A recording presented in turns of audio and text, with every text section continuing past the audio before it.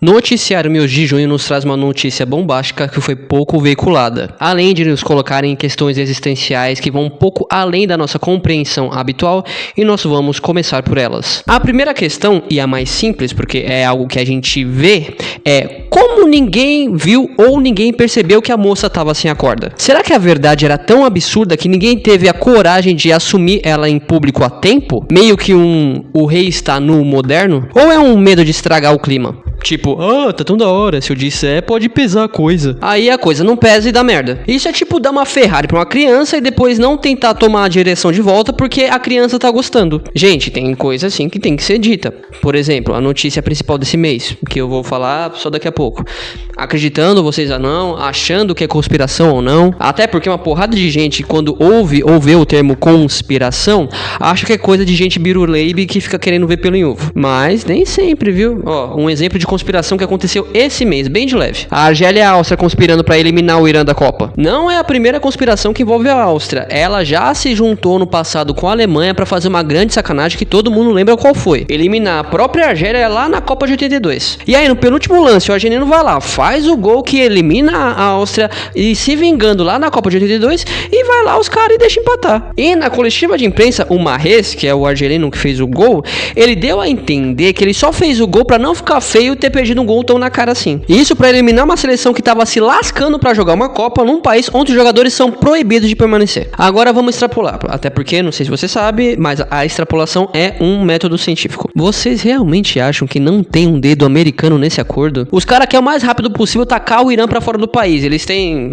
medo de alguma espionagem pela delegação, sabe? Enfim, paranoia, Medo dos caras saber qual é o próximo bombardeio, o próximo ao Estreito de Hormuz, qual a próxima arma a ser desenvolvida, ou qual vai ser a próxima mina que vai ser tomada por Ruanda, que vai ser usada para desenvolver a próxima super arma que vai ser usada para bombardear o Estreito de Hormuz. Mentira, sobre a mina de Ruanda não, porque aí a treta seria com o Congo e com o Lumumba, Inclusive, esse Lumumba é outro que, se fosse pelo governo americano, ele sumiria, o passado que eu diga. A segunda conspiração que está rolando se chama Lobby do Homeschooling. Homeschooling é uma modalidade de educação no qual os pais tomam a responsabilidade pela educação formal e pedagógica do filho, como se isso bastasse para o moleque se desenvolver e conseguir conviver em sociedade. Lógico que o ideal não é só largar o maluco na escola e na rua e dane-se, mas uma boa dose de frustração das suas vontades em nome da alteridade faz muito bem. Tanto que, pode reparar, se a pessoa não tem isso, ela vai tentar moldar o outro para ele ser previsível o suficiente para ela se sobressair. E aí tem o risco de você virar ou um misântropo ranheta, ou um red pill reacionário, ou o Elon Musk. Aí depende do seu poder de agência. Inclusive, é preciso fazer um estudo em como a pandemia atrapalhou a sagacidade social de quem tinha mais ou menos de 12 a 20 anos lá em 2020. Enfim, pra quem quiser ficar aí a ideia. E agora, políticos do PL estão querendo passar isso rapidamente com um pedido de urgência no Senado e bem no meio do nosso Home World Cupping. A maior esperança de quem não quer que o projeto passe é que todos os senadores estejam agora junto com o senador Romário e que o Senado não seja home office, apesar que eles não estariam em homes se isso estiver acontecendo. Terceira conspiração do mês, o Flávio Bolsonaro tentando trocar o Pix pelo Zelle, o Pix americano. O que é lógico, pois facilitaria o trâmite do financiamento do filme do Dark Horse, aquela peça de teatro de quarta série filmada em Hollywood e que tem CEP do Texas. Mas, enfim, nenhuma dessas é a notícia mais importante do mês e também não é a que você deve estar pensando que eu vou falar, que é a profecia da avó baiana de abduções no jogo do Brasil e Escócia em Miami ter dado errado. Até porque temos sinais de que a profecia não deu errado. Na verdade, só houve um recálculo de rota. Lembre-se que essa é uma missão difícil, visto que descer em uma nave extraterrestre em território americano sem green card pode dar uma merda mais que federal. E também temos que entender por que essas abduções aconteceriam em um jogo do Brasil em Miami. Até porque, pensando em tudo que poderia ser estudado nessa terra, eu acho difícil que os extraterrestres estejam interessados em estudar a cafonice da teologia da prosperidade neopentec marcialista. Ou seja, talvez tenha pistas equivocadas nessa profecia que seriam plantadas intencionalmente. E a notícia que corrobora com essa teoria e explica o que está acontecendo no mundo é de 5 de junho no Metrópolis. Advogado aciona STF contra Papa, Lula e Bolsonaro por rede de clones. Em ação, advogado afirma que a organização 666 clonou artistas, manteve famosos em cativeiro e que Marília Mendonça estaria viva. Um advogado acionou o STF, o Supremo Tribunal Federal, pedindo que a Polícia Federal, PF, investigue o Papa Leão XIV, o presidente Lula, o ex-presidente Jair Bolsonaro e o ator Leonardo DiCaprio, por suposta participação em esquema internacional de clonagem de DNA. Leonardo DiCaprio, todo mundo sabe onde estão os clones dele, estão lá em Santo Antônio do Aracanguá, lembra? Por enquanto, o único artista de cinema popular nesta cidade é Leonardo DiCaprio. Com o documento de identidade nas mãos, eles se apresentam com a boca cheia. Meu nome é Genivaldo Moraes DiCaprio. Eu me chamo Aparecida dos Santos DiCaprio. Manuel DiCaprio. Antônio DiCaprio. A boca igual da desse, olha só. Os traços dele tem alguma coisa a ver com a gente. Leonardo pode ser mais bonito que eu, mas pelo menos meu Titanic não afunda. O caso chegou à corte e ainda não teve relator sorteado. Os caras devem estar disputando isso a tapa. Segundo o autor da ação, existe uma organização responsável por, entre aspas, clonagem de DNA, controle mental, manipulação genética e substituição de pessoas por clones. Além deles, o advogado Kelmo Martins Bandeira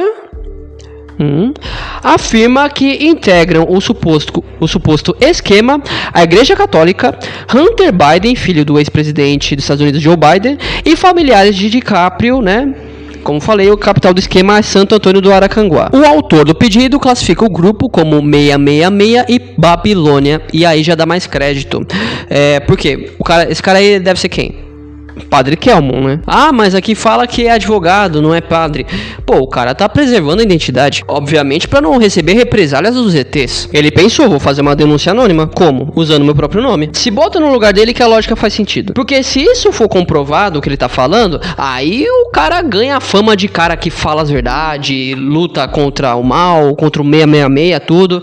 O cara, então, ele tem que disfarçar, mas ele não pode disfarçar tanto. E aí por isso que ele só tirou uma letrinha do nome dele, porque aí ninguém ia imaginar que é ele. Apesar das acusações formuladas na ação, o documento não apresenta evidências científicas ou elementos de prova que sustentam a existência do suposto esquema relatado pelo advogado. Relaxa que, né, vibe também nos leva à verdade. O autor alega que a organização teria mantido pessoas em cativeiro, além de cloná-las, substituí-las e submetê-las a alterações genéticas. A petição também sugere que a maioria dos artistas baianos, a turma do Calcinha Preta e até metade da população de São Luís e de Fortaleza estariam envolvidas ou teriam sido afetadas pelo suposto esquema. Essa da maioria dos artistas baianos eu não sei, acho vago, queria ver a porcentagem. Mas é verossímil. Quer ver um que eu acho que foi clonado? Caetano Veloso. E o pior é que os dois Caetano estão soltos. Tem um que canta música de pastor, é evangélico e acha que debate sobre sexualidade já passou os limites. E tem outro que é esquerdista e curte o Jones Manuel.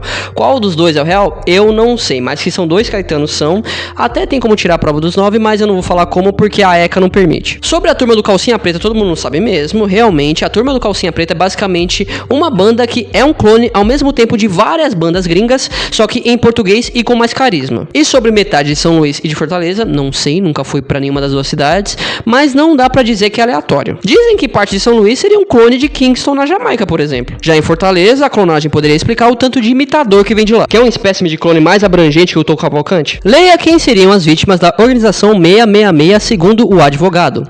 Tatal do Araqueto, Cláudia Leite e Vladimir Brista, isso é a quarta classe artística da Bahia, provavelmente, né? Marina Rui Barbosa, Marcelo Serrado, Samuel Rosa, Neymar, porra, nem pra fazer um clone saudável, e pior, fizeram o clone do Neymar com a bunda do Hulk. Mas sobre o Neymar, segura a informação. Ronaldo Fenômeno, pena que não deu tempo de clonar o Joelho Bom. Hamilton Mourão, Gabigol, Joesley Batista, William Bonner, Fernando Alonso, Miguel Falabella, Wesley Safadão, Solange Almeida. Quem é Solange Almeida? Marília Mendonça, Maiara e Maraísa. Essa, até no original, uma era a clone da outra. O projeto Genoma decodificou o código genético dos humanos. A partir daí, iniciou-se uma prática de alteração das características físicas da pessoa, incluindo a possibilidade de alteração de sexo e de qualquer característica física, afirma o advogado, alegando a existência de práticas cientificamente comprovadas. Eu quero ver onde. O advogado prossegue. O estrago é de grande monta. Pessoas começaram a ser assediadas e violentamente tiveram a sua genética clonada. Outra pessoa, acompanhada de robôs, assume a identidade genética e a vida do outro. Geralmente, quem pratica o crime no Brasil é membro de facção.